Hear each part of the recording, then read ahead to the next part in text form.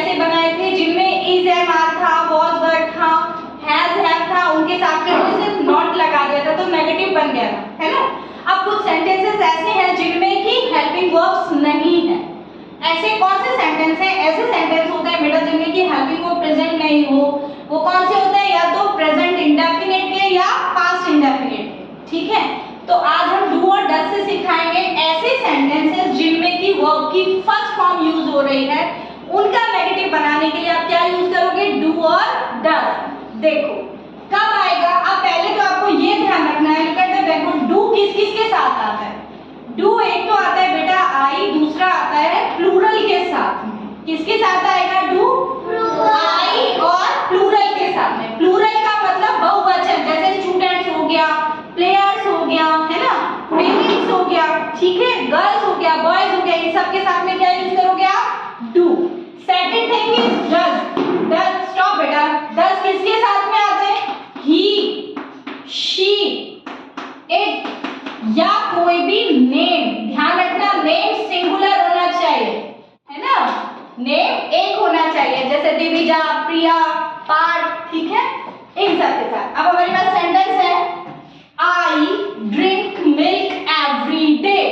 आई drink milk every day, तो आई के साथ क्या लगाना बेटा? अब यहाँ देखो ड्रिंक फर्स्ट फॉर्म है ना, तो फर्स्ट फॉर्म के साथ दो ही कंडीशन है, या तो डू और does.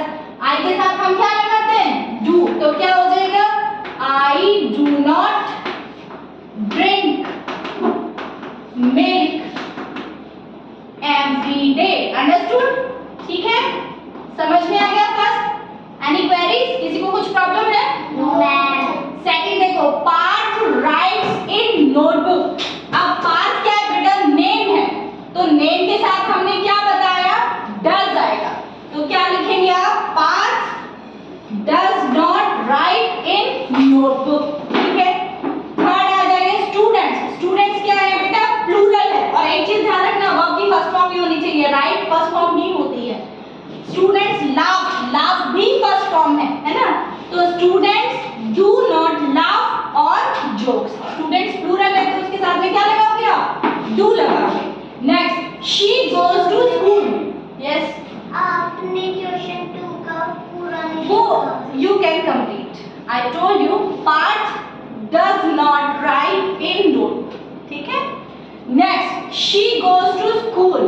She does not go to school. आप ये ध्यान रखना, जब आप does लगा देते हो तो जो बेटा ये s लगा हुआ है ना, जैसे right के साथ में s लगा हुआ है वो हट जाता है। इसी तरह goes के साथ में es लगा हुआ है वो भी हट जाएगा। समझ गए? अब इनका मीनिंग क्या बना? जैसे I drink milk every day, मैं डेली दूध पीता हूँ, तो नेगेटिव बनाया क्या हो जाएगा? I do not drink milk every day, यानी मैं दूध नहीं पीता। समझ गए?